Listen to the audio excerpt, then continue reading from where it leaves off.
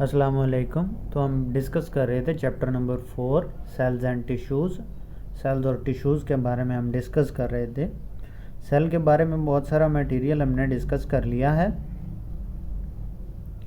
For example हमने cell के अंदर पाई जाने वाली ऑर्गेनेलीज़, उनके अंदर होने वाले प्रोसेसेस हमने स्टडी कर लिए हैं। एक दो प्रोसेसेस रहते हैं जो आज हम स्टडी करेंगे। तो आज हम बात करेंगे एक्टिव ट्रांसपोर्ट के बारे में। एक्टिव ट्रांसपोर्ट क्या होती है? एक्टिव ट्रांसपोर्ट जो है वो मटेरियल्स का ट्रांसपोर्ट है by the help of energy के इस्तेमाल के साथ मटेरियल्स को ट्रांसपोर्ट करना एक्टिव ट्रांसपोर्ट कहलाता है। ट्रांसपोर्ट का मतलब क्या है? मटेरियल्स को एक जगह से दूसरी जगह ले जाना, ट्रांसलोकेट करना, एक जगह से दूसरी जगह पहुंचाना, वो ट्रांसलोकेशन कहलाता है। एक्टिव ट्रांसपोर्ट को एक्टिव ट्रांसपोर्ट इसलिए कहते हैं क्योंकि इसमें एनर्जी का इस्तेमाल होता है और materials against the gradient from lower concentration to lower higher concentration movement करवाई जाती है। पहले हमने जितने भी प्रोसेसेस स्टडी किए हैं वहाँ पर हमने डिस्कस किया था कि मटेरियल्स हायर कंसंट्रेशन से लोअर कंसंट्रेशन की तरफ ऑटोमेटिकली मूव करते हैं।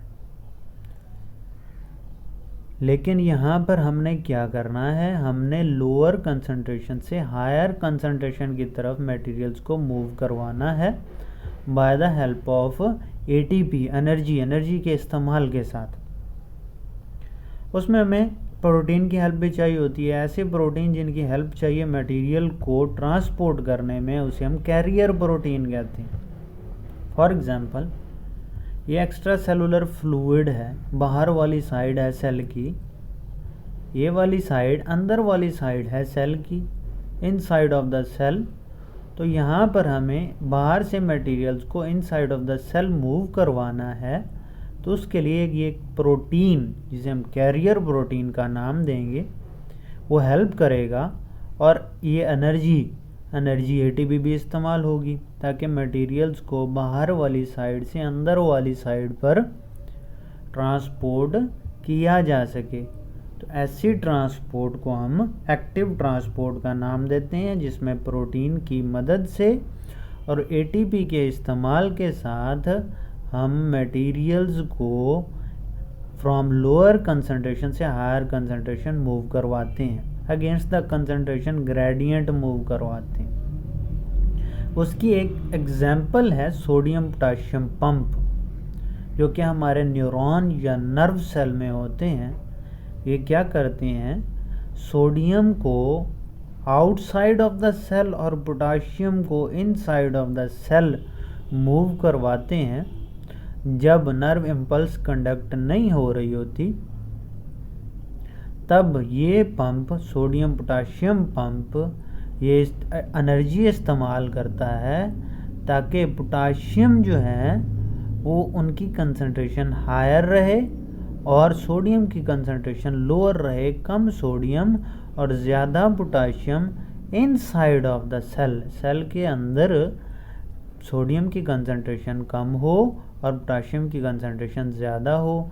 ठीक है, तो उसके लिए एनर्जी का इस्तेमाल करता है। जबकि नर्व इम्पल्स जब कंडक्ट हो रही होती है तो ये प्रोसेस रिवर्स हो जाता है, प्रोसेस उलट हो जाता है।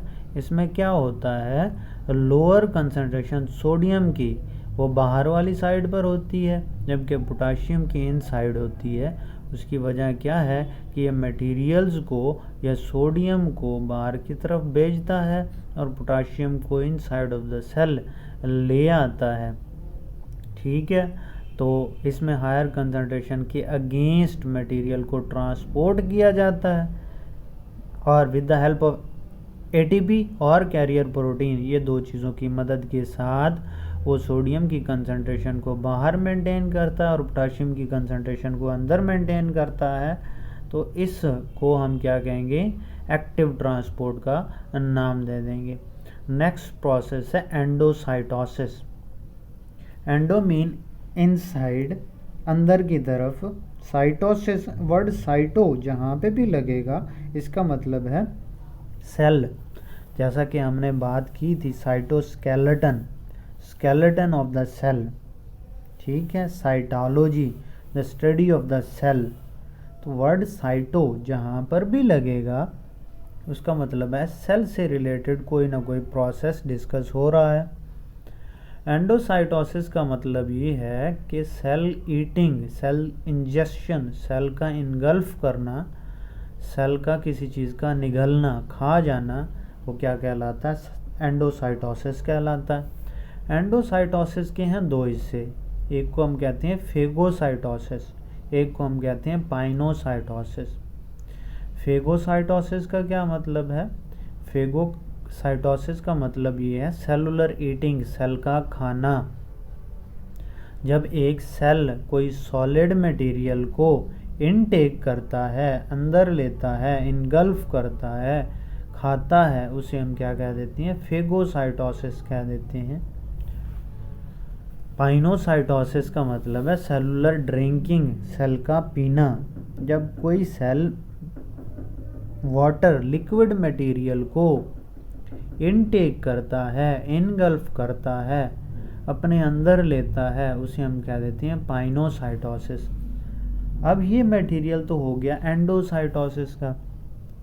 एक और प्रोसेस है, उसे हम बोलते हैं एक्सोसाइटोसिस। एक्सो का मतलब है आउटसाइड, सेल के बाहर।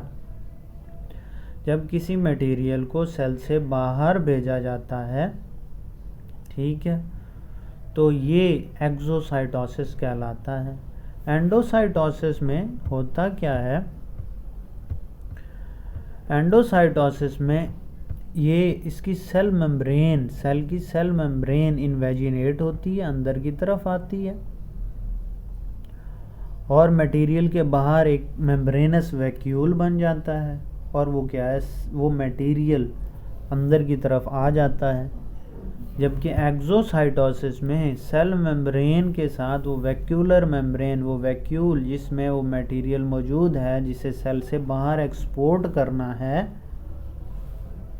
वो मेम्ब्रेन जब इसके साथ, सेल मेम्ब्रेन के साथ अटैच होती है, जुड़ती है यहाँ पर इस पॉइंट पर, तो वो सेल मेम्ब्रेन का हिस्सा बन जाती है और मटेरियल एक्सपोर्ट कर दिया जाता है, मटेरियल बॉडी से बाहर, सेल से बाहर भेज दिया जाता है। तो वो वाला प्रोसेस जिसमें छोटी सी मेम्ब्रेन, एंडोसाइटोसिस में छोटी मेम्ब्रेन जो ज़ाया हुई थी, जिसने फूड वैक्यूल बनाया था, उतनी ही सेल मेम्ब्रेन यहाँ पर एक्सोसाइटोसिस में उसको वापस मिल जाती है। एंडोसाइटोसिस में मेम्ब्रेन इस्तेमाल होती है, सेल मेम्ब्रेन इस्तेमाल होती है, जो बाहर वैक्यूल बनता है उसमें सेल मेम्ब्रेन इस्तेमाल होती है। इस सेल मेम्ब्रेन का छोटा सा पार्ट जो है वो यूटिलाइज हो जाता है फूड वैक्यूल बनाने में। वो हम वापस, सेल को वापस कब मिलता है?